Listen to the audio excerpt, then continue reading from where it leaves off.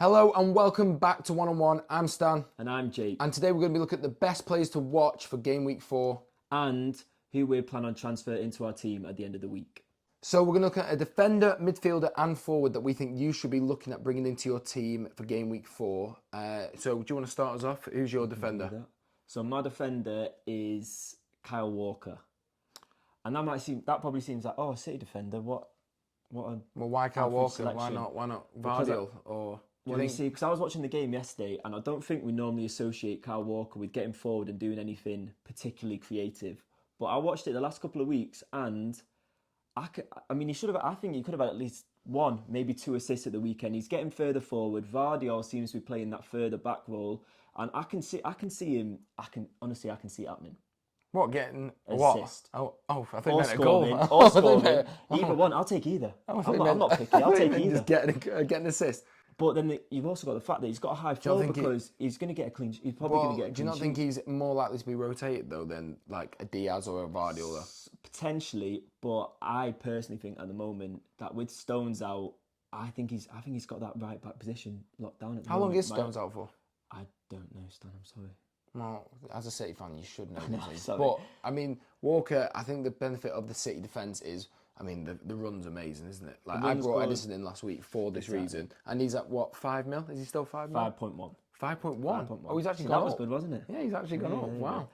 But you're guaranteed, not guaranteed a clean sheet, but you've got a good chance for a clean sheet. And You I say that, and then Sheffield score. I know, but I'm going out on a limb, and I don't normally back City players. No, you don't. So this takes. I mean, I do think he's been a lot more like. It seems like this like inverted wing back system. They go like back three, and Vardiel stays back, and then Walker just bombs it down the line. Exactly. You seen him after he did that back heel. He bombed it forward twice. He passed the ball to Foden. He won the ball back, didn't he? Touch, yeah, he did win the ball back. The assists. So you're going. I'm happy with that one. Yeah. Walker over, and would you be like? Are you looking to bring him into your team, or do you think that's just the? No, I'm not that brave. No, I think it's a great idea. I don't think I'm going to bring it. Right. Okay. So not back. I think it's going to be a great idea. Okay. So my defender, I think, and I have him in my team. But if you don't have him in your team, I think everyone should be looking at him, especially for the next 2. And you can easily bench him. Is Destiny Udogie, the man that plagued us for Game Week 3, 12 points, 5 points against United for a clean sheet. Which, if you actually look at the stats and stuff, they really shouldn't have kept a clean sheet, but United couldn't finish, obviously. 12 points in his last game, bonus points, assist. You look at these next fixtures, Burnley, like, they looked awful against Aston Villa. And then is it Sheffield? And then it's Sheffield next, isn't it? So Sheffield and Burnley, 2 teams that, whether who you think is going to go down, I think Sheffield could go down. I know they have 2 tough games after that, but then it's Luton after that. You're going to want Destiny Udogie. And I just think at 4.6 mil, he is the one to get if you don't have him already. So cheap, 4.6 mil. Like, just get him in now before he rises up even more. I agree. I think that's a great shot. I mean, you have him, I have him. And I'm going to play him this week. We're both going to play him this week, I think. Oh, definitely. Exactly. I mean, they've got like a no-brainer, especially when Saliba's got United, Stupinan's got Newcastle, and there's some tough games floating about. I think you've got to have a Spurs asset defender in the team, and I think, like, I don't know who you're going to mention next for your midfielders, but there's got to be Spurs players included. There's not. So who's your midfielder then? So my midfielder is... Well, it's actually it's a general sort of response, but the one I'm actually looking at is Enzo Fernandez. Enzo Fernandez, because... Can I just say, did you watch Sterling the other day? I did watch Sterling, yeah. So, and you watched that game and thought, you know what, Enzo Fernandez is the man to get. Well, this is what I'm going to get to, because I think the way it's gone so far this season, I think people, a bit like, I think the defenders, you want the fullbacks, you want the potential of the attacking returns. Yeah. I don't think that's the case necessarily for the wingers. I think you look back at last week, you look back at the first week, you look back at last week, Rodri, 2 goals and assists this season. Casemiro should have had 2 goals at the weekend. He missed an open net. Enzo, he's been playing quite far forward, missed a penalty. I don't think hit the bar at the... I mean, maybe he's like... Maybe. I think he thinks, listen, I cost 105 mil, I'm going to do everything. Maybe. Listen, to be fair to you, he is getting into the team, getting into the right positions. They've got amazing fixtures, Chelsea. Exactly. But I think if you're really struggling for money this week, I think you can go from Enzo if you've got a 4.5, because you've got Chukwuemeka. I've got Chukwuemeka, so it's an easy pivot from 4.5 mil to 5 mil. So it makes sense for me. And if you're in a similar situation, Yeah. and you can keep him on your bench. I think if his you want. expected goals in the last game was like 0.5 though, so yeah. it's not. It's In Luton, it was 0.8. expected goal involvement, I I should say, not yeah. goal like expected goals. But against Luton, obviously, so he is getting into those positions. I do think, just to the points that you say, I do think you should go for Sterling if you've got the funds. Yeah, and he is I'd a better agree with that. option. But it's still a good pick.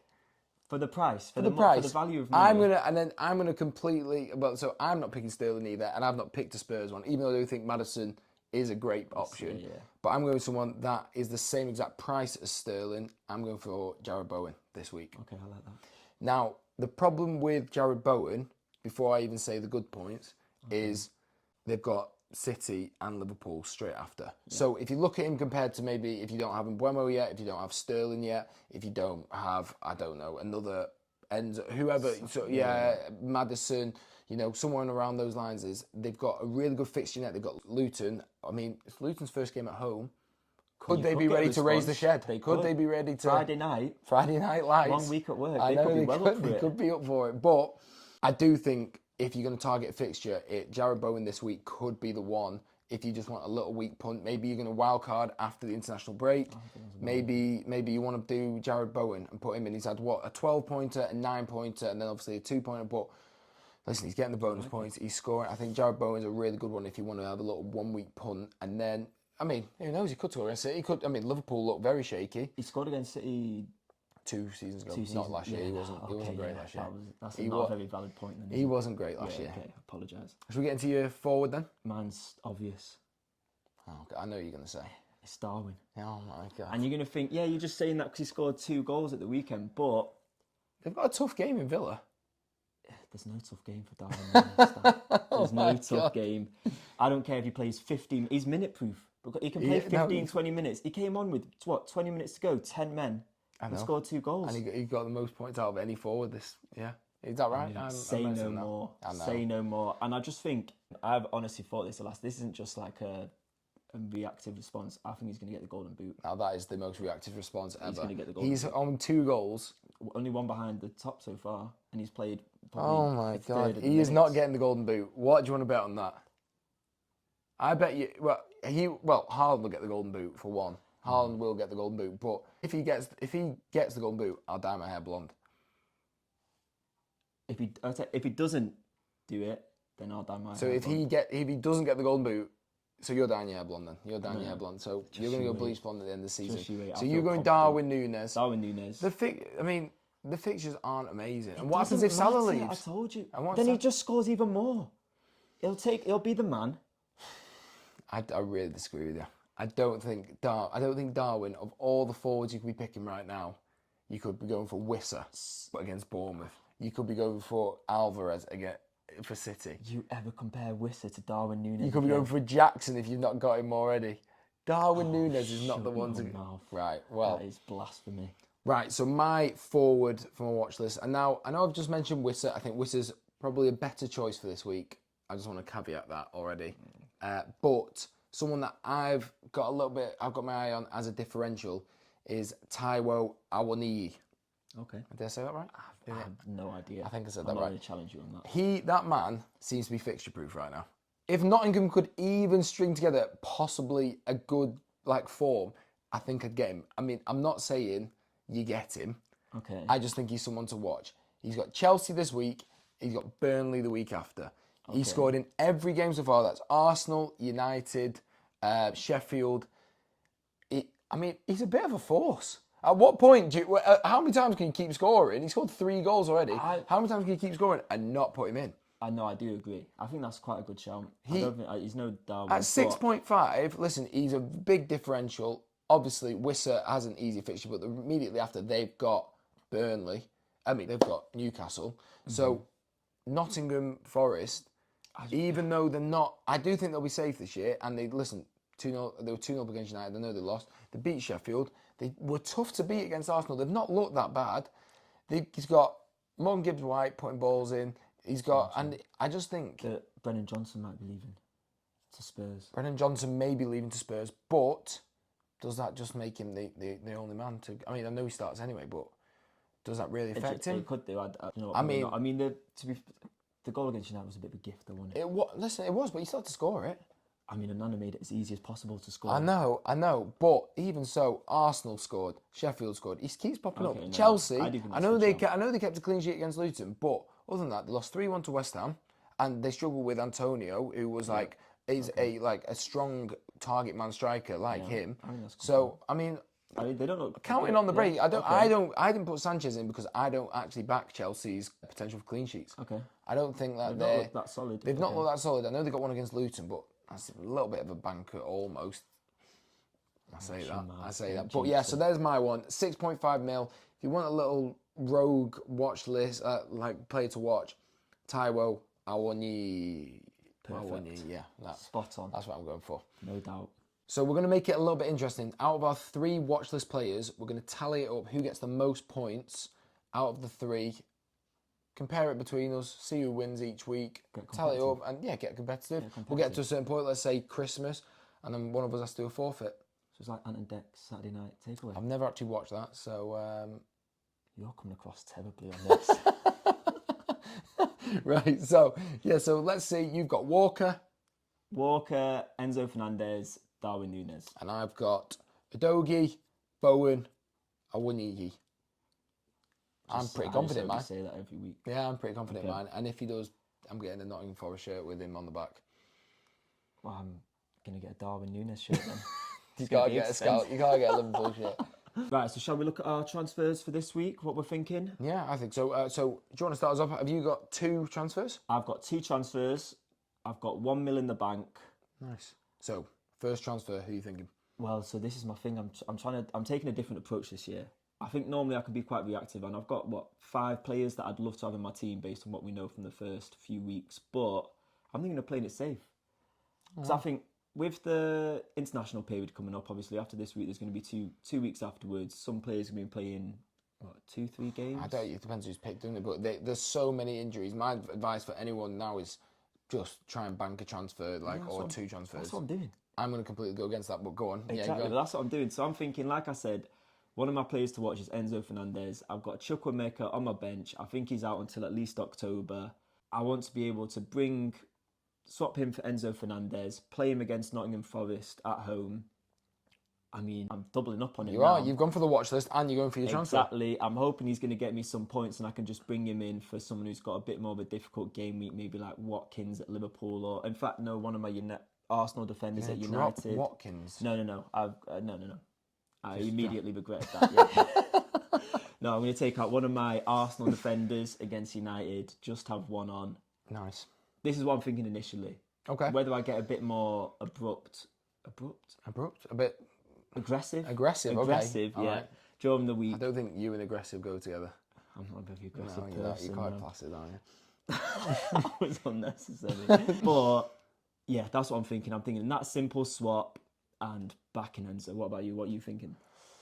So I've got 2 transfers. I know I said if you can bank a transfer, but I'm going to try and attack it before the international period, before everyone starts getting rotated with Champions League. But then again, I'm going to pick teams. I think these 2 transfers are going to be teams where they've not got Champions League. So I'm looking at, and it's really hard to go away from these 2, Martinelli and Rashford out. Yeah. I really think that's out. So these are my midfield options. You could look at your defence, my forwards, and maybe I can go into it in a minute, but midfield, I think, is the one to attack this week. I've always had him on my watch list since, I think that's been the biggest mistake of my early 3, not bringing him Mbeumo from the start. For some reason, I just didn't think he was going to do well. I don't know why. I remember at the start you being like, I don't know why he was bringing Mbeumo in. I don't know why, but I just thought he wasn't, and then he just kept getting penalties. So it's Martinelli and Rashford out, and it's one of 3. It's Maddison in, and I think that's probably the certain one. And then it's either going to be Mbeumo or Sterling in. Now, both have... Mbeumo's on penalties, so there's a pro, and he has Bournemouth. But then he has Newcastle the week after, but then his fixtures are really good still.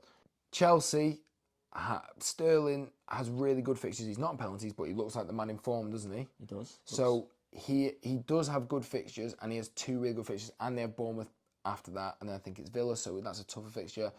I'm on the fence. I would be saving 1 mil if I go Martinelli to Sterling, and then 1.4 if I go Rashford. So I'd have like three or 4 mil in the bank. You know, it's not bad. It's not bad. I think that's the thing. I honestly think with who's been performing so far, I think that the cheaper players are the better players. I don't think there's any harm. If Salah does go to Saudi, there's only really Haaland that's an expensive option at the moment. If De Bruyne's out, Rashford's not worth the 9 mil. Son's not worth the 9 mil. You're looking at the cheaper players. and they're all performing. So if I was going to look at a forward option, it would be, even though I did say Taiwo earlier, it would be looking at bringing Wissa in. I don't want to out you, but every player you've mentioned bringing in wasn't on your watch list. So. I want to bring Bowen in, but like I said before in the watch list, it's just too many bad fixtures after it. Okay. So it's got to be Sterling and Maddison, or Maddison and Mbeumo. They're my options. I would like to look at Wissa, maybe for João Pedro, and go with 3-4-3, but that means keeping Martinelli or Rashford on my bench, which I don't really like because I've been stung by my bench a lot this year. Would you like my input? Would you like to know what I would do if I was Yeah, you? that might actually... Would you actually take it into account? Yeah, that'll take it into account. Go on. Okay. I think you go Sterling and Maddison. Right, well, that's pushing me more to Mbeumo now because... You're going to say that. No, I do think I'm pretty certain that is going to be my two, and then I'll have one transfer go, because you look at the Game Week 5 fixtures. Game Week 5 fixtures are actually quite nice, and then I'll want 2 transfers for Game Week 6. Yep. Because Game Week 6, few teams have a tricky one. Arsenal have a tricky one. Spurs have a tricky one. So you could have 2 transfers there to really make sure that you hit those fixtures hard. So, and then you don't have to wildcard. So that's why I'm thinking it might change by Friday, by our next video, but I'm pretty sure I'm set on that. I think that's good. I think that's good thinking. I like it. I'm glad you like I it. approve. Oh, well, that's You're all I need. welcome. That's all You're I need. welcome. Should we end it there? Yeah.